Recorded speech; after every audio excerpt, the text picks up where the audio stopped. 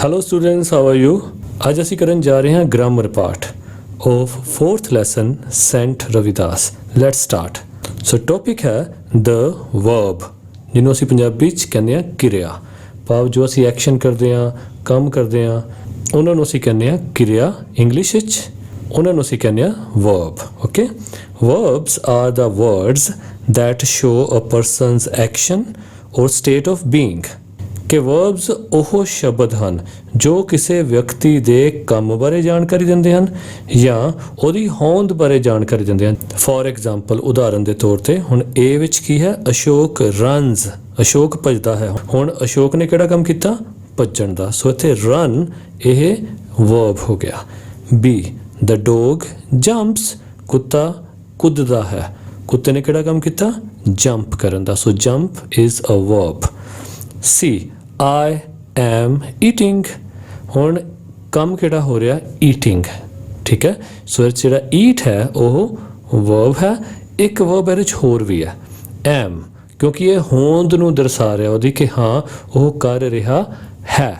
ਸੋ M, ਜਿਹਨੂੰ ਕਿ ਅਸੀਂ ਹੈਲਪਿੰਗ ਵਰਬ ਵੀ ਕਹਿੰਦੇ ਹਾਂ। In the examples runs, jumps and am eating are verbs. ਠੀਕ ਹੈ, ਸੋ ਇਹ ਤਿੰਨਾਂ ਸੈਂਟੈਂਸਿਸ ਦੇ ਵਿੱਚ ਇਹ ਰਨਸ, ਜੰਪਸ ਤੇ ਐਮ ਈਟਿੰਗ ਇਹ ਕੀ ਹਨ? Verb. A verb may further be categorised into the main verb and the helping verb. So ਜਿੱਦਾਂ ਪਹਿਲਾਂ ਗੱਲ ਕੀਤੀ ਹੈ, ਇੱਥੇ ਵੀ ਉਹੀ ਜ਼ਿਕਰ ਕੀਤਾ ਗਿਆ ਕਿ ਵਰਬ ਨੂੰ ਅੱਗੇ ਹੋਰ ਸੂਚੀਬੱਧ ਕੀਤਾ ਜਾਂਦਾ ਹੈ, ਭਾਵ ਉਹਦੀ ਕੈਟਾਗਰੀ ਬਣਾਈ ਜਾਂਦੀ ਹੈ, ਉਹਦਾ ਵਰਗੀਕਰਨ ਕੀਤਾ ਜਾਂਦਾ ਹੈ ਅੱਗੇ ਹੋਰ ਦੋ ਭਾਗਾਂ ਦੇ ਵਿੱਚ। ਪਹਿਲਾ ਭਾਗ ਹੈ ਮੇਨ ਵਰਬ ਤੇ ਸੈਕਿੰਡ ਕੀ ਹੈ? Helping verb. Look at the following sentences, ਹੇਠਾਂ ਲਿਖੇ ਵਾਕਾਂ ਨੂੰ ਦੇਖੋ। First, Radha is making tea. Malika has made tea. Seema is dancing. The actors have finished their work. In the sentences above, ਉੱਪਰ ਦਿੱਤੇ ਹੋਏ ਵਾਕਾਂ ਦੇ ਵਿੱਚ the verb is in two parts, ਕਿਰਿਆ ਦੋ ਭਾਗਾਂ ਦੇ ਵਿੱਚ ਹੈ। In sentence 1 is the helping verb। ਪਹਿਲੇ ਵਾਕ ਵਿੱਚ ਜੋ ਸ਼ਬਦ ਹੈ is ਉਹ helping verb ਹੈ and making is the main verb। So making ਕੀ ਹੈ? main verb। In sentence second, has is the helping verb and made is the main verb। Clear? In sentence third and fourth, is and have are the helping verbs and dancing and finished are the main verbs respectively। respectively ਹੁੰਦਾ ਕਰਮਵਾਰ, ਕਿ ਜਿੱਦਾਂ ਮੈਂ ਤੁਹਾਡੇ ਨਾਲ ਗੱਲ ਕਰ ਰਿਹਾ ਹਾਂ ਤੇ ਉਸੇ ਹੀ ਕ੍ਰਮਾਂਕ ਦੇ ਵਿੱਚ ਇਹ is ਤੇ dancing ਅਤੇ have ਤੇ finished। is helping verb ਤੇ dancing main verb, have helping verb ਤੇ finished main verb ਹੈ। the main verb expresses the nature of the action। ਸੋ ਜਿਹੜੇ ਮੇਨ ਵਰਬ ਹੁੰਦੇ ਨੇ ਉਹ ਐਕਸ਼ਨ ਦੀ, ਭਾਵ ਤੁਹਾਡੇ ਦੁਆਰਾ ਕੀਤੇ ਹੋਏ ਕੰਮ ਦੀ ਨੇਚਰ ਦੱਸਦੇ ਹਨ ਕਿ ਉਹ ਕੰਮ ਕਿਸ ਤਰ੍ਹਾਂ ਦਾ ਹੈ। While the helping verb helps the main verb in telling the time of the action. ਜਦੋਂ ਕਿ ਜਿਹੜੇ ਹੈਲਪਿੰਗ ਵਰਬ ਉਸ ਸੈਂਟੈਂਸ ਵਿੱਚ ਲੱਗੇ ਹੁੰਦੇ ਹਨ ਉਹ ਉਸ ਕੀਤੇ ਹੋਏ ਕੰਮ ਦਾ ਟਾਈਮ ਦੱਸਣ ਦੇ ਲਈ ਹੈਲਪ ਕਰਦੇ ਹਨ। For example, she is eating, action is being done in the present. So ਜੇ ਇੱਥੇ ਲਿਖਿਆ ਕਿ ਸ਼ੀ ਇਜ਼ ਈਟਿੰਗ, ਉਹ ਖਾ ਰਹੀ ਹੈ। ਸੋ ਇਜ਼ ਕੀ ਸ਼ੋ ਕਰ ਰਿਹਾ? ਕਿ ਜੋ ਐਕਸ਼ਨ ਹੋ ਰਿਹਾ ਹੈ ਉਹ ਪ੍ਰੈਜ਼ੈਂਟ ਵਿੱਚ ਹੋ ਰਿਹਾ, ਹੁਣ ਵਿੱਚ ਹੋ ਰਿਹਾ।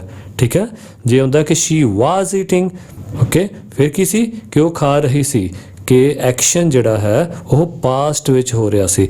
ਸੋ ਇਜ਼ ਜਿੱਥੇ ਪ੍ਰੈਜ਼ੈਂਟ ਦੇ ਟਾਈਮ ਨੂੰ ਸ਼ੋ ਕਰਦਾ, ਉੱਥੇ ਵਾਜ਼ ਪਾਸਟ ਦੇ ਟਾਈਮ ਨੂੰ ਸ਼ੋ ਕਰਦਾ ਹੈ। ਸੋ ਇਸ ਤਰ੍ਹਾਂ ਹੈਲਪਿੰਗ ਵਰਬ ਜੋ ਹੁੰਦੇ ਹਨ ਕੀਤੇ ਹੋਏ ਕੰਮ ਦੇ ਸਮੇਂ ਨੂੰ ਦੱਸਣ ਵਿੱਚ ਹੈਲਪ ਕਰਦੇ ਹਨ। Activity 5, underline the helping verb with a single line and encircle the main verb in the following sentences। ਹੁਣ ਅਸੀਂ ਅੰਡਰਲਾਈਨ ਕਰਾਂਗੇ ਹੈਲਪਿੰਗ ਵਰਬ ਨੂੰ ਤੇ ਐਨਸਰਕਲ ਕਰਾਂਗੇ ਮੇਨ ਵਰਬ ਨੂੰ। ਐਗਜ਼ਾਮਪਲ ਸਾਡੇ ਲਈ ਇੱਕ ਦਿੱਤੀ ਹੋਈ ਹੈ, I am eating an apple। am helping verb ਹੈ, ਇਸ ਕਰਕੇ ਅੰਡਰਲਾਈਨ am ਹੋ ਗਿਆ। eating ਮੇਨ ਵਰਬ ਹੈ, ਇਸ ਕਰਕੇ ਉਹ ਐਨਸਰਕਲ ਹੋ ਗਿਆ। ਸੋ ਇਹਨੂੰ ਆਪਾਂ ਫਾਸਟਲੀ ਕਰਦੇ ਹਾਂ ਕਿਉਂਕਿ ਬਹੁਤ ਹੀ ਸੌਖਾ ਹੈ। they were eating in a restaurant, were helping verb, eating main verb। Rakhi had prepared food at home, had helping verb, prepared main verb. The guests were sleeping in the bedroom. Were helping verb, sleeping main verb. Sushant is sitting in the kitchen. Is helping verb, sitting main verb. They have participated in the race. Have helping verb, participated main verb. Radhika has been playing basketball for several years. Has been helping verb, playing main verb. She will take tea. Will helping verb, take main verb. He is practicing the piano. Is helping verb, practicing main verb. We go to the cinema every week. So ਇੱਥੇ helping verb ਕੋਈ ਨਹੀਂ ਹੈ, main verb go. Navika is reading the newspaper. Is helping verb, reading main verb. Next, transitive and intransitive verbs. ਸਕਰਮਕ ਅਤੇ ਅਕਰਮਕ ਕਿਰਿਆ. ਸੋ ਇਹ ਸਕਰਮਕ ਅਤੇ ਅਕਰਮਕ ਕਿਰਿਆ ਹੁੰਦੀ ਕੀ ਹੈ? ਟ੍ਰਾਂਜ਼ਿਟਿਵ ਵਰਬ ਹੁੰਦੀ ਹੈ ਸਕਰਮਕ ਕਿਰਿਆ ਤੇ ਇਨਟ੍ਰਾਂਜ਼ਿਟਿਵ ਵਰਬ ਅਕਰਮਕ ਕਿਰਿਆ. ਸੋ ਜੇ ਆਪਾਂ ਬਹੁਤ ਸਿੰਪਲ ਵਰਡਸ ਵਿੱਚ ਇਹਨੂੰ ਯਾਦ ਰੱਖਣਾ ਹੋਵੇ, ਟ੍ਰਾਂਜ਼ਿਟਿਵ ਤੋਂ ਭਾਵ ਹੁੰਦਾ ਜਿਹਦੇ ਵਿੱਚ ਇੱਕ ਜਾਂ ਇੱਕ ਤੋਂ ਜ਼ਿਆਦਾ ਆਬਜੈਕਟਸ ਹੋਣ. ਠੀਕ ਹੈ, ਭਾਵ ਜਿਹੜਾ ਵਾਕ ਬਿਨਾ ਆਬਜੈਕਟ ਤੇ ਪੂਰਾ ਨਾ ਹੁੰਦਾ ਹੋਵੇ. ਓਕੇ, ਜਿਹਦੇ ਵਿੱਚ ਸਾਰੀ ਗੱਲ ਟਰਾਂਸਪੋਰਟ ਹੋ ਕੇ ਆਬਜੈਕਟ ਤੱਕ ਜਾਂਦੀ ਹੋਵੇ. ਠੀਕ ਹੈ, ਐਗਜ਼ਾਮਪਲ ਦੇਖਦੇ ਹਾਂ. ਦ ਪੁਲਿਸਮੈਨ ਅਰੈਸਟਡ ਦ ਥੀਫ. ਹੁਣ ਜਾਂਦਾ ਦ ਪੁਲਿਸਮੈਨ ਅਰੈਸਟਡ. ਹੁਣ ਪੁਲਿਸਮੈਨ ਨੇ ਗ੍ਰਿਫਤਾਰ ਕੀਤਾ. ਕਿਹਨੂੰ ਕੀਤਾ? ਦ ਥੀਫ. ਹੁਣ ਥੀਫ ਕੀ ਹੋ ਗਿਆ? ਆਬਜੈਕਟ. ਸੋ ਪੁਲਿਸਮੈਨ ਨੇ ਗ੍ਰਿਫਤਾਰ ਕੀਤਾ. ਹੁਣ ਇਹ ਗੱਲ ਟਰਾਂਸਪੋਰਟ ਅੱਗੇ ਹੋਏਗੀ ਕਿ ਕਿਹਨੂੰ ਗ੍ਰਿਫਤਾਰ ਕੀਤਾ, ਫਿਰ ਗੱਲ ਸਮਝ ਆਏਗੀ. ਠੀਕ ਹੈ, ਸੋ ਇਹਨੂੰ ਕਹਿੰਦੇ ਨੇ ਟ੍ਰਾਂਜ਼ਿਟਿਵ ਸਕਰਮਕ. ਠੀਕ ਹੈ, ਇਸੇ ਤਰ੍ਹਾਂ ਦ ਬॉयਜ਼ ਆਰ ਈਟਿੰਗ ਐਪਲਸ. ਹੁਣ ਲੜਕੇ ਖਾ ਰਹੇ ਹਨ. ਕੀ ਖਾ ਰਹੇ ਹਨ? ਇੱਕ ਆਬਜੈਕਟ ਰਿਕੁਆਇਰਡ ਹੈ. ਠੀਕ ਹੈ, ਸੋ ਉਹ ਅੱਗੇ ਲੱਗ ਗਿਆ. ਦ ਬॉयਜ਼ ਆਰ ਈਟਿੰਗ ਐਪਲਸ. ਇਹ ਕੀ ਹੈ? ਸਕਰਮਕ. ਜੋ ਤੁਹਾਡੀ ਕਿਰਿਆ ਹੈ ਉਹ ਆਬਜੈਕਟ ਤੱਕ ਟਰਾਂਸਪੋਰਟ ਹੋ ਰਹੀ ਹੈ, ਇਹਨੂੰ ਕਹਿੰਦੇ ਟ੍ਰਾਂਜ਼ਿਟਿਵ verb. In sentence A, the action denoted by word arrested passes over from the subject or doer. doer ਹੁੰਦਾ ਕੰਮ ਨੂੰ ਕਰਨ ਵਾਲਾ, ਪੁਲਿਸਮੈਨ. ਠੀਕ ਹੈ, ਸੋ ਪਹਿਲੇ ਸੈਂਟੈਂਸ ਦੇ ਵਿੱਚ ਕੰਮ ਕਰਨ ਵਾਲਾ ਕੌਣ ਹੈ? ਪੁਲਿਸਮੈਨ. ਤੇ ਯਾਨੀ ਉਹ ਕੀ ਹੋ ਗਿਆ? ਸਬਜੈਕਟ. ਸਬਜੈਕਟ ਹੁੰਦਾ ਜੋ ਬੰਦਾ ਕੰਮ ਕਰਦਾ ਉਸ ਸੈਂਟੈਂਸ ਦੇ ਵਿੱਚ. ਤੇ ਵਰਬ ਕੀ ਹੈ? ਉਹਨੇ ਕੰਮ ਕਿਹੜਾ ਕੀਤਾ? ਅਰੈਸਟਡ. ਤੇ ਆਬਜੈਕਟ, ਉਹ ਕੰਮ ਕਿਹਦੇ ਲਈ ਹੋਇਆ ਜਾਂ ਕਿਹਦੇ ਉੱਤੇ ਉਹ ਕੰਮ ਕੀਤਾ ਗਿਆ? ਉਹ ਹੈ ਥੀਫ. ਓਕੇ, ਸੋ ਥੀਫ ਤੱਕ ਉਹ ਕੰਮ ਕੀਤਾ ਗਿਆ, ਇਹਦਾ ਮਤਲਬ ਇਹ ਟ੍ਰਾਂਜ਼ਿਟਿਵ ਵਰਬ ਹੈ. The verb arrested is therefore a transitive verb. So ਜੋ ਇਹਦੇ ਵਿੱਚ ਵਰਬ ਅਰੈਸਟਡ ਆਇਆ, ਇਹ ਕਿਹੜਾ ਵਰਬ ਬਣ ਗਿਆ? ਟ੍ਰਾਂਜ਼ਿਟਿਵ verb. In sentence B, the verb eating is a transitive verb. ਭਾਵ ਇਸ verb ਦੇ ਨਾਲ ਇੱਕ object ਹੋਰ ਜੁੜ ਗਿਆ, ਜਿਹਦੇ ਕਰਕੇ ਇਸ verb ਨੂੰ transitive verb ਦਾ ਦਰਜਾ ਮਿਲ ਗਿਆ. Intransitive verb. An intransitive verb is a word that denotes a state or an action that is complete in itself. So intransitive verb ਹੁੰਦੇ ਨੇ ਜਿਨ੍ਹਾਂ ਦਾ ਮੀਨਿੰਗ ਅੱਗੇ ਆਬਜੈਕਟ ਤੱਕ ਟ੍ਰਾਂਸਫਰ ਨਹੀਂ ਹੁੰਦਾ, ਨਹੀਂ ਜਾਂਦਾ, ਭਾਵ ਉਸ ਸੈਂਟੈਂਸ ਵਿੱਚ ਆਬਜੈਕਟ ਨਾ ਹੋਵੇ, ਉਹਨੂੰ ਆਪਾਂ ਕਹਿੰਦੇ ਆ intransitive verb.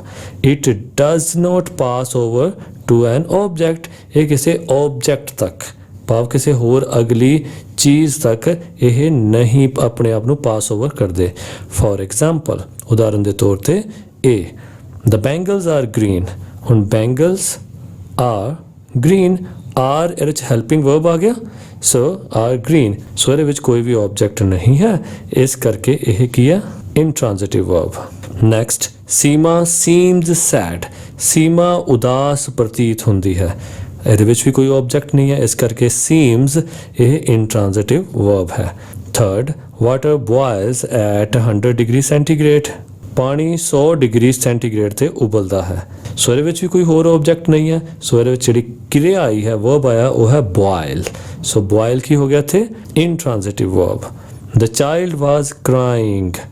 crying intransitive verb हो गया क्योंकि ऑब्जेक्ट नहीं है. she travelled yesterday. उसने कल यात्रा की थी. ओके, सो इत्थे भी कोई ऑब्जेक्ट नहीं है, इस करके travelled intransitive verb हो गया. सो अगे वही कुछ लिखा है जो मैं तेनू दस चुकिया हाँ. Next, some transitive verbs such as ask, offer, promise, tell, etc. take two objects, direct object and indirect object. ਸੋ ਕੁਝ ਟ੍ਰਾਂਜ਼ਿਟਿਵ ਵਰਬਸ ਇਹੋ ਜਿਹੇ ਹੁੰਦੇ ਹਨ ਜਿੱਦਾਂ ਆਸਕ, ਆਫਰ, ਪ੍ਰੋਮਿਸ, ਟੈਲ ਆਦਿ। ਇਹ ਆਮ ਕਰਕੇ ਦੋ ਓਬਜੈਕਟਸ ਰੱਖਦੇ ਹਨ। ਉਹ ਕਿਹੜੇ ਹੁੰਦੇ ਹਨ? Direct object and indirect object. N indirect object denotes the person to whom something is given. indirect object ਕਿਹੜੇ ਹੁੰਦੇ ਨੇ?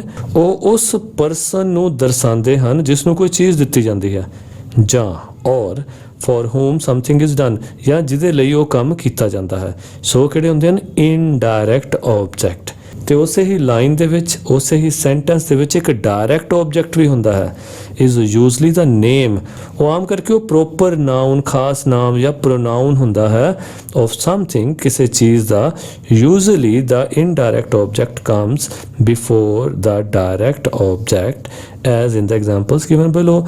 ਆਮ ਕਰਕੇ ਜਿਹੜੇ ਇਨਡਾਇਰੈਕਟ ਓਬਜੈਕਟ ਹੁੰਦੇ ਹਨ ਉਹ ਡਾਇਰੈਕਟ ਓਬਜੈਕਟ ਤੋਂ ਪਹਿਲਾਂ ਆਉਂਦੇ ਹਨ। ਆਪਾਂ ਐਗਜ਼ਾਮਪਲ ਸਮਝਦੇ ਹਾਂ। ਕਈ ਵਾਰ ਅਸੀਂ ਜਦੋਂ ਜ਼ਿਆਦਾ ਡੈਫੀਨੇਸ਼ਨ ਦੇ ਚੱਕਰ 'ਚ ਪੈ ਜਾਂਦੇ ਹਾਂ, ਰੂਲਸ ਦੇ ਚੱਕਰ 'ਚ ਪੈ ਜਾਂਦੇ ਹਾਂ, ਤੇ ਸਾਨੂੰ ਸਮਝ ਆਉਣਾ ਬੰਦ ਹੋ ਜਾਂਦਾ ਹੈ। ਪਰ ਜੇ ਅਸੀਂ ਐਗਜ਼ਾਮਪਲਸ ਵੱਲ ਦੇਖੀਏ ਤਾਂ ਬੜੇ ਆਰਾਮ ਨਾਲ ਸਾਨੂੰ ਸਮਝ ਆ ਜਾਂਦਾ ਹੈ। ਸੋ ਆਓ ਆਪਾਂ ਇਹਦੀ ਐਗਜ਼ਾਮਪਲਸ ਪੜ੍ਹਦੇ ਹਾਂ। ਮੈਨੂੰ ਪੂਰਾ ਵਿਸ਼ਵਾਸ ਹੈ ਐਗਜ਼ਾਮਪਲ ਪੜ੍ਹ ਕੇ ਤੁਹਾਨੂੰ ਲੱਗੇਗਾ ਤਾਂ ਬਹੁਤ ਸੌਖਾ ਹੈ। ਸਟਾਰਟ। ਫਸਟ, ਹੀ ਗੇਵ। ਹੁਣ ਹੀ ਕੌਣ ਹੈ? ਕੰਮ ਕਰਨ ਵਾਲਾ ਯਾਨੀ ਸਬਜੈਕਟ। ਗੇਵ ਇਹ ਵਰਬ ਹੈ ਨਾ, ਕਿਰਿਆ। ਹੀ ਗੇਵ ਮੀ ਐਨ ਐਪਲ। ਉਸਨੇ ਮੈਨੂੰ ਇੱਕ ਐਪਲ ਦਿੱਤਾ। ਠੀਕ ਹੈ। ਹੀ ਯਾਨੀ ਸਬਜੈਕਟ, ਗੇਵ ਵਰਬ ਹੈ ਨਾ, ਕਿਰਿਆ, ਕੰਮ ਕਿਹੜਾ ਕੀਤਾ? ਗੇਵ। ਇਨਡਾਇਰੈਕਟ ਓਬਜੈਕਟ ਮੀ। ਠੀਕ ਹੈ। ਤੇ direct object he C an apple, ਭਾਵ ਜਿਹੜੀ ਚੀਜ਼ ਉਸਨੇ ਦਿੱਤੀ। ਸੈਕਿੰਡ, ਦ ਟੀਚਰ ਟੋਲਡ। ਟੀਚਰ ਨੇ ਸਾਨੂੰ ਸੁਣਾਈ। ਦ ਟੀਚਰ ਟੋਲਡ ਅਸ। ਟੀਚਰ ਨੇ ਸਾਨੂੰ ਸੁਣਾਈ। ਕੀ ਸੁਣਾਈ? ਅ ਸਟੋਰੀ। ਠੀਕ। ਸੋ ਇਹਦੇ ਵਿੱਚ ਸਬਜੈਕਟ ਕੀ ਹੈ? ਦ ਟੀਚਰ। ਕੰਮ ਕਿਹੜਾ ਹੋਇਆ? ਟੋਲਡ, ਸੁਣਾਉਣ ਦਾ। ਤੇ ਕਿਉਂਕਿ ਇਨਡਾਇਰੈਕਟ ਓਬਜੈਕਟ ਡਾਇਰੈਕਟ ਓਬਜੈਕਟ ਤੋਂ ਪਹਿਲਾਂ ਆਉਣਾ, ਇਸ ਕਰਕੇ ਅਸ ਕੀ ਹੈ? Indirect object. ਤੇ ਡਾਇਰੈਕਟ ਓਬਜੈਕਟ ਕੀ ਹੈ? ਅ ਸਟੋਰੀ। ਯਾਨੀ ਪ੍ਰਤੱਖ ਰੂਪ ਵਿੱਚ ਕਿਹੜੀ ਚੀਜ਼ ਸਾਨੂੰ ਦਿੱਤੀ ਗਈ ਉਹ ਡਾਇਰੈਕਟ ਹੋ ਗਿਆ, ਤੇ ਕਿਹਨੂੰ ਦਿੱਤੀ ਗਈ ਉਹ ਇਨਡਾਇਰੈਕਟ ਓਬਜੈਕਟ ਹੋ ਗਿਆ। Third, will you make me a cup of tea. ਕੀ ਤੂੰ ਮੇਰੇ ਲਈ ਇੱਕ ਚਾਹ ਦਾ ਕੱਪ ਬਣਾਏਂਗੀ? ਸੋ ਵਿਲ, ਯੂ, ਇਹ ਕੀ ਹੋ ਗਿਆ? ਸਬਜੈਕਟ। ਠੀਕ ਹੈ। ਸੋ ਇਹਦੇ ਵਿੱਚ ਵਿਲ ਇਹ ਹੈਲਪਿੰਗ ਵਰਬ ਹੋ ਗਿਆ, ਯੂ ਪ੍ਰੋਨਾਉਨ ਹੋ ਗਿਆ, ਵਰਬ ਮੇਕ ਹੋ ਗਿਆ, ਮੇਨ ਵਰਬ। ਠੀਕ ਹੈ। ਇਨਡਾਇਰੈਕਟ ਓਬਜੈਕਟ ਮੀ ਹੈ ਨਾ, ਤੇ ਕੰਮ ਕਿਹੜਾ ਕਰਨ ਨੂੰ ਕਿਹਾ? ਅ ਕੱਪ ਆਫ ਟੀ। ਠੀਕ ਹੈ। ਬਣਾਉਣ ਨੂੰ ਕਿਹਾ। ਸੋ ਅ ਕੱਪ ਆਫ ਟੀ ਕੀ ਹੋ ਗਿਆ? ਡਾਇਰੈਕਟ ਓਬਜੈਕਟ, ਯਾਨੀ ਡਾਇਰੈਕਟ ਸਿੱਧੇ ਤੌਰ ਤੇ ਉਹਨੇ ਚਾਹ ਮੰਗੀ, ਅਸਿੱਧੇ ਤੌਰ ਤੇ ਮੇਰੇ ਕੋਲ ਮੰਗੀ। ਠੀਕ ਹੈ। ਹੀ ਆਫਰਡ ਮੀ ਅ ਜੋਬ।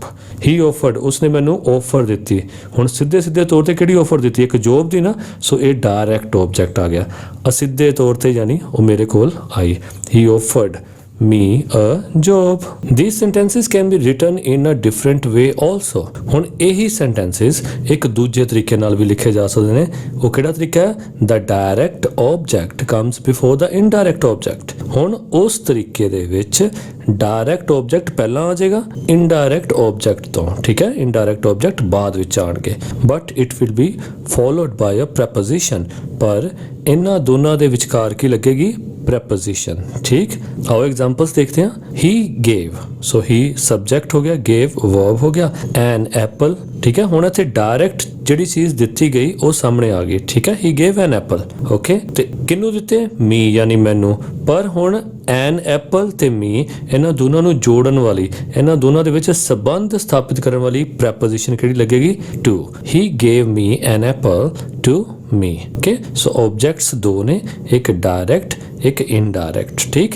ਦੋਨੋਂ ਤਰੀਕਿਆਂ ਦੇ ਵਿੱਚ ਕੀ ਦਿਖਾਇਆ ਗਿਆ ਹੈ ਕਿ ਜੇ ਪਹਿਲੇ ਤਰੀਕੇ ਨਾਲ ਅਸੀਂ ਲਿਖਣਾ ਤਾਂ ਇਨਡਾਇਰੈਕਟ ਆਬਜੈਕਟ ਪਹਿਲਾਂ ਤੇ ਡਾਇਰੈਕਟ ਆਬਜੈਕਟ ਬਾਅਦ ਵਿੱਚ ਵੀ ਆਪਾਂ ਲਿਖ ਸਕਦੇ ਹਾਂ ਵਿਦਆਊਟ ਐਨੀ ਪ੍ਰੈਪੋਜੀਸ਼ਨ। ਪਰ ਜੇ ਅਸੀਂ ਡਾਇਰੈਕਟ ਆਬਜੈਕਟ ਪਹਿਲਾਂ ਲਿਖਣਾ ਤੇ ਇਨਡਾਇਰੈਕਟ ਆਬਜੈਕਟ ਬਾਅਦ ਚ ਲਿਖਣਾ ਤੇ ਫਿਰ ਸਾਨੂੰ ਵਿੱਚ ਇੱਕ ਪ੍ਰੈਪੋਜੀਸ਼ਨ ਦਾ ਜੋੜ ਕਰਨਾ ਪਏਗਾ। ਸੈਕਿੰਡ, ਦ ਟੀਚਰ ਟੋਲਡ ਅ ਸਟੋਰੀ। ਟੀਚਰ ਨੇ ਇੱਕ ਕਹਾਣੀ ਸੁਣਾਈ ਟੂ ਅਸ, ਸਾਨੂੰ। ਠੀਕ।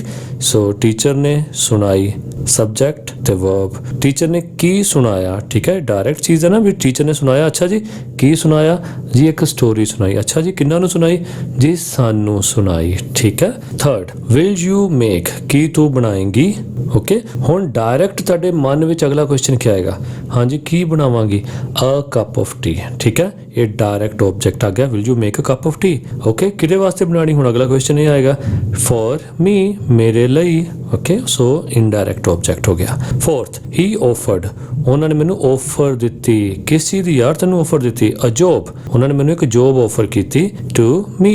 सम verbs can be both transitive और इनट्रांजिटिव, हुण कुछ क्रियावां सकर्मक भी होंदियां ते अकर्मक भी, without change in the form, बिना वर्ब दी फॉर्म चेंज कीते, but with change in the meaning of the verb। पर ਉਹ ਸਕਰਮਕ ਅਤੇ ਅਕਰਮਕ ਕ੍ਰਿਆਵਾਂ ਇੱਕੋ ਵੇਲੇ ਕਿੱਦਾਂ ਹੁੰਦੀਆਂ ਹਨ, ਜਦੋਂ ਉਹਨਾਂ verb ਦਾ meaning change ਹੋ ਜਾਂਦਾ ਹੈ ਉਸੇ ਹੀ sentence ਦੇ ਵਿੱਚ। ਆਓ ਐਗਜ਼ਾਮਪਲ ਦੇਖਦੇ ਹਾਂ। ਹੁਣ transitive ਸਕਰਮਕ, ਸਕਰਮਕ ਆਪਾਂ ਦੁਬਾਰਾ ਯਾਦ ਕਰੀਏ ਕਿ ਉਹ ਹੁੰਦੀਆਂ transitive ਉਹ ਹੁੰਦੀਆਂ ਜਿੱਥੇ ਇੱਕ object ਵੀ ਹੁੰਦਾ ਹੈ। The horse drew द काट, घोड़े ने एक काट यानी एक भार लदन वाली गड्डी खिंची। हुण दूसरे पासे इनट्रांजिटिव विच एग्जाम्पल है दे ड्रू नीयर अस, ਉਹ ਉਸ ਗਾੜੀ ਨੂੰ ਸਾਡੇ ਕੋਲ ਖਿੱਚ ਕੇ ਲੈ ਆਏ। ਸੋ ਇੱਥੇ ਕੋਈ ਆਬਜੈਕਟ ਨਹੀਂ ਹੈ, ਇਸ ਕਰਕੇ ਇਨਟ੍ਰਾਂਜ਼ਿਟਿਵ ਵਰਬ ਬਣ ਗਿਆ। ਸੈਕਿੰਡ, ਦ ਡਰਾਈਵਰ ਸਟਾਪਡ ਦ ਟ੍ਰੇਨ, ਡਰਾਈਵਰ ਨੇ ਟ੍ਰੇਨ ਰੋਕੀ, ਠੀਕ, ਆਬਜੈਕਟ ਹੀ ਹੋ ਗਿਆ ਟ੍ਰੇਨ। ਤੇ ਇਨਟ੍ਰਾਂਜ਼ਿਟਿਵ ਚ ਕਿੱਦਾਂ ਹੋਏਗਾ, ਦ ਟ੍ਰੇਨ ਸਟਾਪਡ ਸਡਨਲੀ, ਟ੍ਰੇਨ ਰੁਕ ਗਈ ਇੱਕਦਮ। ਦ ਪਿਓਨ ਰੈਂਗ ਦਾ ਬੈਲ, ਚਪੜਾਸੀ ਨੇ ਘੰਟੀ ਵਜਾਈ। ਤੇ ਇਨਟ੍ਰਾਂਜ਼ਿਟਿਵ ਵਿੱਚ ਕਿੱਦਾਂ ਹੋਏਗਾ, ਦ ਬੈਲ ਰੈਂਗ। ਐਨ intransitive verb may become transitive when combined with the preposition। ਕਿਸੇ sentence ਦੇ ਵਿੱਚ intransitive verb ਜਦੋਂ ਕਿਸੇ preposition ਦੇ ਨਾਲ ਹੁੰਦਾ ਹੈ ਤਾਂ ਉਸ ਦੇ ਲਈ transitive verb ਇਸ ਤਰ੍ਹਾਂ ਵੀ ਬਣਾਇਆ ਜਾ ਸਕਦਾ ਹੈ। example, ਜਿੱਦਾਂ transitive ਕੀ ਹੈ, he burnt his hands, ਉਸ ਨੇ ਆਪਣੇ ਹੱਥ ਜਲਾ ਲਏ। ਤੇ ਜੇ ਇਹਨੂੰ ਆਪਾਂ intransitive ਕਰਨਾ ਹੋਵੇ, he burnt with rage, ਉਸਨੇ ਗੁੱਸੇ ਦੇ ਨਾਲ ਜਲਾ ਲਏ, ਠੀਕ। he eats bread, ਉਹ ਰੋਟੀ ਖਾਂਦਾ ਹੈ। we eat to live, ਅਸੀਂ ਜੀਣ ਲਈ ਖਾਂਦੇ ਹਾਂ। Third, they opened the door, ਉਹਨਾਂ ਨੇ ਦਰਵਾਜ਼ਾ ਖੋਲ੍ਹਿਆ। ਇਨਟ੍ਰਾਂਜ਼ਿਟਿਵ ਵਿੱਚ ਕੀ ਹੋਏਗਾ, the stork opens with the comedy। ਸੋ ਇੱਥੇ ਸਟੋਰਗ ਲਿਖਿਆ, ਸਟੋਰਗ ਕੋਈ ਵਰਡ ਨਹੀਂ ਹੁੰਦਾ ਮੇਰੇ ਖਿਆਲ ਵਿੱਚ। ਜੇ ਇਸ ਨੂੰ ਅਸੀਂ ਮੀਨਿੰਗਫੁਲ ਬਣਾਉਣਾ ਹੈ ਤਾਂ ਸਟੋਰੀ ਵਰਡ ਜ਼ਿਆਦਾ ਐਪਰੋਪਰੀਏਟ ਹੈ। The story opens with a comedy, ਕਿ ਜਿਹੜੀ ਕਹਾਣੀ ਦੀ ਸ਼ੁਰੂਆਤ ਹੁੰਦੀ ਹੈ ਕਾਮੇਡੀ ਦੇ ਨਾਲ ਹੁੰਦੀ ਹੈ। Activity 6, state whether the verbs in the following sentences are transitive or intransitive। also write the verb and the object if any in the space given। ਹੁਣ ਅਸੀਂ ਨੀਚੇ ਸੈਂਟੈਂਸ ਵਿੱਚ ਦੱਸਾਂਗੇ ਕਿ ਇਹ ਜਿਹੜੇ verb ਹਨ transitive ਹਨ ਕਿ intransitive ਹਨ, ਤੇ ਉਹਦੇ ਵਿੱਚ ਅਸੀਂ ਦੱਸਾਂਗੇ ਕਿ object ਕਿਹੜਾ ਹੈ। First, she has lost her bag। ਸੋ ਕਿਉਂਕਿ ਇਹਦੇ ਵਿੱਚ object ਹੈ ਇਸ ਕਰਕੇ ਇਹ transitive ਹੋ ਜਾਏਗਾ। ਸੋ transitive ਤੇ ਟਿਕ ਦਾ ਨਿਸ਼ਾਨ ਲਗਾ ਦੇਣਾ, ਠੀਕ। ਤੇ verb ਕੀ ਹੈ, has lost, object ਕੀ ਹੈ, bag। second, the wind is blowing strongly। ਸੋ ਇੱਥੇ ਕੋਈ object ਨਹੀਂ ਹੈ ਇਸ ਕਰਕੇ ਇਹ intransitive ਹੈ। ਤੇ verb ਕੀ ਹੈ, is blowing, object ਕੋਈ ਨਹੀਂ ਹੈ। third, bubbly closed, ਸੋ verb ਆ ਗਿਆ closed। the window, object ਕੀ ਆ ਗਿਆ, the window, ਇਸ ਕਰਕੇ ਇਹ transitive ਹੈ। fourth, soon the door opened, ਸੋ ਇੱਥੇ ਕੋਈ ਵੀ object ਨਹੀਂ ਦਿੱਤਾ ਹੋਇਆ ਇਸ ਕਰਕੇ ਇਹ intransitive ਹੈ। ਤੇ verb ਕਿਹੜਾ ਹੈ, opened। fifth, he pulled open the door, ਸੋ ਇੱਥੇ verb ਹੈ pulled open ਤੇ object ਕੀ ਹੈ, door, ਇਸ ਕਰਕੇ ਇਹ transitive ਹੋ ਗਿਆ। sixth, his novel is selling well, so verb है is selling, object कोई नहीं है इस करके intransitive। seventh, the teacher went to the school, so verb आ गया went, object आ गया the school, इस करके transitive है। eighth, he doesn't like his table, doesn't ते like एक ही आ गया verb, object आ गया table, इस करके transitive है। Tim likes climbing mountains, likes verb आ गया ते mountains object आ गया इस करके transitive है। मंजू is going verb आ गया to buy ते buy भी verb आ गया। him a book ये object आ गया इस करके ट्रांजिटिव है। She has invited her friends, has invited ये वर्ब आ गया, हर फ्रेंड्स ऑब्जेक्ट आ गया, इस करके ट्रांजिटिव है। She didn't sleep very well, so sleep verb आ गया, ऑब्जेक्ट कोई नहीं है, इस करके इंट्रांजिटिव है। She sat in the park, so इत्थे पार्क ऑब्जेक्ट आ गया, सैट वर्ब आ गया, इस करके ट्रांजिटिव है। दे हैव वन, कोई ऑब्जेक्ट नहीं है, इस करके इंट्रांजिटिव है। हैव वन वर्ब है। 15th, their team won the match, the match object आ गया, वन वर्ब आ गया। The car needs a new battery, a new battery object आ गया, नीड्स वर्ब आ गया, इस करके ट्रांजिटिव है। We must see them this weekend, ਅਸੀਂ ਉਹਨਾਂ ਨੂੰ ਇਸ ਹਫਤੇ ਦੇ ਅਖੀਰ ਵਿੱਚ ਜ਼ਰੂਰ ਮਿਲਾਂਗੇ। So object must see a verb हो गया, इस करके ट्रांजिटिव है। 18th, they should no longer wait, so ਇਹਦੇ ਵਿੱਚ ਵੀ ऑब्जेक्ट कोई नहीं है, शुड वेट ए वर्ब हो गया, intransitive. 19th, Harpreet was upset, कोई ऑब्जेक्ट नहीं है, वाज एक ही हो गया वर्ब, सो ये इंट्रांजिटिव है। It is snowing, is snowing a verb है, ऑब्जेक्ट कोई नहीं है, इस करके इंट्रांजिटिव है। लर्निंग टू स्पीक, हुण अगली एक्टिविटी बोलण दी है, स्पीकिंग प्रैक्टिस दी। ओके, ये लिखण दा काम नहीं है, ये तुहाडे बोलण दा काम है। आओ देखिए कि ਅਸੀਂ ਇਹ ਪ੍ਰੈਕਟਿਸ ਕਿੱਦਾਂ ਕਰ ਸਕਦੇ ਹਾਂ। Each student in all the groups will write a secret thing about himself herself. ਹੁਣ ਇੱਥੇ ਬੱਚਿਆਂ ਨੂੰ ਗਰੁੱਪਸ ਬਣਾਉਣ ਲਈ ਕਿਹਾ ਗਿਆ ਹੈ ਤੇ ਉਸ ਗਰੁੱਪ ਵਿੱਚ ਮੌਜੂਦ ਬੱਚੇ ਆਪਣੇ ਆਪਣੇ ਬਾਰੇ ਇੱਕ ਸੀਕ੍ਰੇਟ ਕੋਈ ਗੱਲ ਲਿਖਣਗੇ ਜੋ ਦੂਜੇ ਨੂੰ ਨਹੀਂ ਪਤਾ ਹੋਏਗੀ। ਦ other group members will gas the secret in 5 questions. ਦੂਜੇ ਗਰੁੱਪ ਦੇ ਬੱਚੇ 5 ਸਵਾਲਾਂ ਦੇ ਵਿੱਚ ਉਸ ਸੀਕ੍ਰੇਟ ਨੂੰ ਖੋਜਣ ਦਾ ਯਤਨ ਕਰਨਗੇ। The answers will be in full sentences, answer ਜਿਹੜੇ ਨੇ ਉਹ ਪੂਰੇ ਪੂਰੇ ਵਾਕਾਂ ਵਿੱਚ ਹੋਣੇ ਚਾਹੀਦੇ ਹਨ। ਪਾਓ ਤੁਸੀਂ ਇਹ ਲਿਖਣਾ ਨਹੀਂ ਹੈ, ਇਹ ਬੋਲਨੇ ਹਨ answers. Questions you may ask, ਹੁਣ ਕੁਐਸਚਨ ਕਿਹੜੇ ਤੁਸੀਂ ਪੁੱਛ ਸਕਦੇ ਹੋ? What is the secret about, ਕਿ ਜਿਹੜਾ ਤੁਸੀਂ ਸੀਕ੍ਰੇਟ ਲਿਖਿਆ ਹੈ ਉਹ ਸੀਕ੍ਰੇਟ ਕਿਹਦੇ ਬਾਰੇ ਲਿਖਿਆ ਹੈ? ਯੂ ਤੁਹਾਡੇ ਬਾਰੇ ਹੈ, ਯੂਅਰ ਫਰੈਂਡਸ ਔਰ ਯੂਅਰ ਫੈਮਿਲੀ, ਤੁਹਾਡੇ ਮਿੱਤਰਾਂ ਬਾਰੇ ਹੈ ਕਿ ਤੁਹਾਡੀ ਫੈਮਿਲੀ ਬਾਰੇ ਹੈ? The secret is about me, my friend, my family. ਹੁਣ ਤੁਸੀਂ ਜਵਾਬ ਦੇਣਾ ਤੇ ਕਿੱਦਾਂ ਦੋਗੇ? The secret is about me, my friend, my family, ਕਿ ਇਹ ਮੇਰੇ ਬਾਰੇ ਹੈ ਜਾਂ ਮੇਰੇ ਮਿੱਤਰਾਂ ਬਾਰੇ ਹੈ ਜਾਂ ਮੇਰੀ ਫੈਮਿਲੀ ਬਾਰੇ ਹੈ। ਸੈਕਿੰਡ ਕੁਐਸਚਨ ਕੀ ਪੁੱਛ ਸਕਦੇ ਹੋ? Is it about something you do ਔਰ ਸਮਥਿੰਗ ਯੂ ਲਾਈਕ, ਕਿ ਇਹ ਇਹੋ ਜਿਹੀ ਚੀਜ਼ ਬਾਰੇ ਜਿਹੜਾ ਤੂੰ ਕੰਮ ਕਰਦਾ ਹੈ ਜਾਂ ਜਿਹੜੀ ਚੀਜ਼ ਤੈਨੂੰ ਪਸੰਦ ਹੈ, ਔਰ ਸਮਥਿੰਗ ਯੂ ਹੈਵ, ਜਾਂ ਉਹ ਚੀਜ਼ ਤੇਰੇ ਕੋਲ ਹੈ, ਔਰ ਸਮਥਿੰਗ ਯੂ ਈਟ, ਜਾਂ ਜਿਹੜੀ ਚੀਜ਼ ਤੂੰ ਖਾਂਦਾ ਹੈ। ਠੀਕ, ਸੋ ਇਸ ਤਰ੍ਹਾਂ ਫਿਰ ਅੱਗੋਂ ਜਵਾਬ ਕੀ ਮਿਲੇਗਾ? Yes this is about something I do, this is about something I have, this is about something I like. ਠੀਕ ਹੈ, ਸੋ ਇੱਦਾਂ ਤੁਸੀਂ ਜਵਾਬ ਦੇ ਸਕਦੇ ਹੋ। Third, is it about what you play, ਕਿ ਇਹ ਉਸ ਚੀਜ਼ ਬਾਰੇ ਜੋ ਤੂੰ ਖੇਡਦਾ ਹੈ, ਔਰ is it about what you make, ਜਾਂ ਤੂੰ ਬਣਾਉਂਦਾ ਹੈ, ਔਰ is it about what you speak, read ਔਰ ਹੈਵ, ਜੋ ਤੂੰ ਬੋਲਦਾ ਹੈ, ਜੋ ਤੂੰ ਪੜ੍ਹਦਾ ਹੈ, ਜਾਂ ਉਹ ਚੀਜ਼ ਤੇਰੇ ਕੋਲ ਹੈ, ਕਿ ਇਹ ਸੀਕ੍ਰੇਟ ਉਸ ਬਾਰੇ ਹੈ। ਫੋਰਥ ਕੁਐਸਚਨ ਕੀ ਪੁੱਛ ਸਕਦੇ ਹੋ? Do you play cricket, football, kabaddi, fly kite, ਕਿ ਤੂੰ ਕ੍ਰਿਕਟ ਖੇਡਦਾ ਹੈ, ਕਿ ਤੂੰ ਫੁੱਟਬਾਲ ਖੇਡਦਾ ਹੈ, ਕਬੱਡੀ ਖੇਡਦਾ ਹੈ, ਜਾਂ ਪਤੰਗ ਉਡਾਉਂਦਾ ਹੈ। Fifth, well what is your secret, ਤੇ ਇਹ ਵੀ ਕੁਐਸਚਨ ਪੁੱਛ ਸਕਦੇ ਹੋ ਕਿ ਖੈਰ ਤੇਰਾ ਸੀਕ੍ਰੇਟ ਕੀ ਹੈ। ਨੈਕਸਟ, ਹੁਣ ਅਗਲੀ ਐਕਟੀਵਿਟੀ ਕੀ ਹੈ? Learning to write, dialogue writing. ਹੁਣ ਆਪਾਂ ਇਹਨੂੰ ਲਿਖਣ ਦੀ ਪ੍ਰੈਕਟਿਸ ਕਰਨੀ ਹੈ। As you know that writing a dialogue is a very enriching activity. ਜਿੱਦਾਂ ਕਿ ਤੁਹਾਨੂੰ ਪਤਾ ਹੀ ਹੈ ਕਿ ਡਾਇਲੌਗਸ ਨੂੰ ਲਿਖਣਾ ਇੱਕ ਬੜੀ ਹੀ ਤਰੋਤਾਜ਼ਾ ਕਰਨ ਵਾਲੀ ਐਕਟੀਵਿਟੀ ਹੁੰਦੀ ਹੈ ਤੇ ਸਾਡੇ ਗਿਆਨ ਨੂੰ ਵਧਾਉਣ ਵਾਲੀ ਐਕਟੀਵਿਟੀ ਹੁੰਦੀ ਹੈ। ਫॉर ਕਨਵਰਟਿੰਗ ਅ ਪੈਸੇਜ ਔਰ ਅ ਸਟੋਰੀ ਇਨਟੂ ਅ ਡਾਇਲੌਗ, ਜਿਹਦੇ ਵਿੱਚ ਅਸੀਂ ਇੱਕ ਪੈਰੇ ਨੂੰ ਜਾਂ ਇੱਕ ਸਟੋਰੀ ਦੇ ਡਾਇਲੌਗਸ ਬਣਾ ਦਿੰਦੇ ਹਾਂ। You need to follow a few steps. ਉਹ ਡਾਇਲੌਗਸ ਬਣਾਉਣ ਲਈ ਤੁਹਾਨੂੰ ਕੁਝ ਸਟੈਪਸ ਫੋਲੋ ਕਰਨੇ ਪੈਂਦੇ ਹਨ। ਫਸਟ ਕੀ ਹੈ? Write the name of the characters in the passage followed by a colon, ਕਿ ਤੁਸੀਂ ਡਾਇਲੌਗ ਲਿਖਣ ਵੇਲੇ ਉਸ ਸਟੋਰੀ ਦੇ ਪਹਿਲਾਂ ਕੈਰੈਕਟਰਸ ਲਿਖਣੇ ਹਨ, ਉਹਨਾਂ ਦੇ ਨਾਮ ਲਿਖਣੇ ਹਨ ਤੇ ਉਹਨਾਂ ਦੇ ਮਗਰ ਕੋਲਨ ਦਾ ਨਿਸ਼ਾਨ ਪਾਉਣਾ ਹੈ। ਸੈਕਿੰਡ ਕੀ ਹੈ? Do not use words such as said, asked, replied, told etc. So ਜਦੋਂ ਡਾਇਲੌਗਸ ਲਿਖਣੇ ਨੇ ਤੁਸੀਂ ਇਹ ਨਹੀਂ ਕਹਿਣਾ ਕਿ ਉਹਨੇ ਕਿਹਾ, ਇਹਨੇ ਕਿਹਾ, ਉਹ ਪੁੱਛਦਾ ਹੈ, ਉਹਨੇ ਜਵਾਬ ਦਿੱਤਾ, ਉਹਨੇ ਦੱਸਿਆ। ਸੋ ਇਦਾਂ ਦੀਆਂ ਗੱਲਾਂ ਤੁਸੀਂ ਨਹੀਂ ਲਿਖਣੀਆਂ।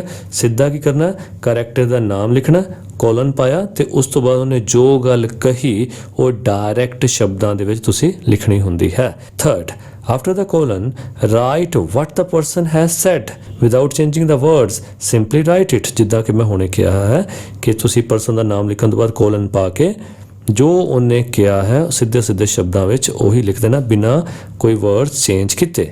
Fourth, do not use inverted commas. ਇਹਦੇ ਵਿੱਚ ਤੁਸੀਂ ਇਨਵਰਟਿਡ ਕੋਮਾਸ ਨਹੀਂ ਵਰਤਨੇ, ਠੀਕ ਹੈ, ਮੁੜੇ ਹੋਏ ਕੋਮੇ ਨਹੀਂ ਵਰਤਨੇ for what the speaker has to say, ਜੋ ਕਿ ਸਪੀਕਰ ਕਹਿਣਾ ਚਾਹੁੰਦਾ ਹੈ। Fifth, if the character is doing some action, ਜੇ ਤੁਹਾਡੀ ਕਹਾਣੀ ਦਾ ਪਾਤਰ, ਤੁਹਾਡੇ ਡਾਇਲੌਗਸ ਦਾ ਪਾਤਰ ਕੋਈ ਕੰਮ ਕਰ ਰਿਹਾ ਹੈ, write that after the name of the character but before the colon in brackets. ਸੋ ਜੇ ਤੁਸੀਂ ਇਹ ਲਿਖਣਾ ਚਾਹੁੰਦੇ ਹੋ ਕਿ ਜਿਹੜੇ ਪਾਤਰ ਬਾਰੇ ਮੈਂ ਗੱਲ ਕਰਨ ਜਾ ਰਿਹਾ ਹਾਂ ਉਹ ਇਹ ਕੰਮ ਕਰਦਾ ਹੋਇਆ ਇਹ ਗੱਲ ਕਹਿੰਦਾ ਹੈ, ਤਾਂ ਤੁਸੀਂ ਉਸ ਦੁਆਰਾ ਕੀਤੇ ਜਾ ਰਹੇ ਐਕਸ਼ਨ ਬਾਰੇ ਜੇ ਲਿਖਣਾ ਚਾਹੁੰਦੇ ਹੋ ਉਸ ਨੂੰ ਉਸ ਦੇ ਨਾਮ ਤੋਂ ਬਾਅਦ ਬ੍ਰੈਕਟ ਵਿੱਚ ਲਿਖ ਸਕਦੇ ਹੋ, ਕੋਲਨ ਉਸ ਤੋਂ ਬਾਅਦ ਪਾਣਾ ਹੈ। ਜਿੱਦਾਂ ਕਿ ਰਾਮ ਵਾਈਪਿੰਗ ਹਿਜ਼ ਫੋਰਹੈਡ, ਕਿ ਰਾਮ ਆਪਣਾ ਮੱਥਾ ਪੂੰਝਦਾ ਹੋਇਆ, ਠੀਕ ਹੈ। ਹੁਣ ਰਾਮ ਨਾਮ ਹੋ ਗਿਆ, ਉਹ ਕਿਹੜਾ ਕੰਮ ਕਰਦਾ ਹੋਇਆ ਹੁਣ ਗੱਲ ਕਹਿਣ ਲੱਗਾ, ਆਪਣਾ ਮੱਥਾ ਪੂੰਝਦੇ ਹੋਏ ਗੱਲ ਕਰਨ ਲੱਗਾ। ਕਿਹੜੀ ਗੱਲ ਕੀਤੀ ਉਹਨੇ, where is my geometry box, ਕਿ ਮੇਰੀ ਜਿਓਮੈਟਰੀ ਬਾਕਸ ਕਿੱਥੇ ਹੈ। ਅਮਰ ਨੇ ਜਵਾਬ ਦਿੱਤਾ, I think you have kept it on the desk. So Amar ਦਾ ਡਾਇਲੌਗ ਕੀ ਹੈ ਕਿ ਮੇਰੇ ਖਿਆਲ ਵਿੱਚ ਤੂੰ ਇਸ ਨੂੰ ਡੈਸਕ ਉੱਤੇ ਰੱਖਿਆ ਹੈ।